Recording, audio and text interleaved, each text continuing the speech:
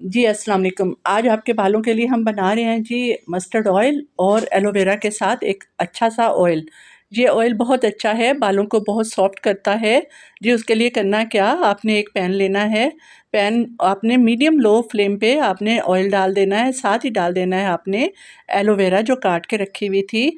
जी, इस तरह एलोवेरा थोड़ा-सा झाग छोड़ेगा, लेकिन आप घबराइएगा नहीं, थोड़ी देर के बाद ये बिल्कुल सही हो जाएगा। जी, ये अगर आप मुसलसल इस्तेमाल करेंगे तो आपके नए बाल आना भी शुरू हो जाएँगे। बाल सॉफ्ट हो जाते हैं और इनकी लेंथ भी बढ़ जाती है। जी देखें, एलोवेरा बिल्कुल जलने वाली है अब और इसका झाग भी ख़त्म हो गया है। थोड़ा-सा मज़ीद हम इसको पका लेते हैं।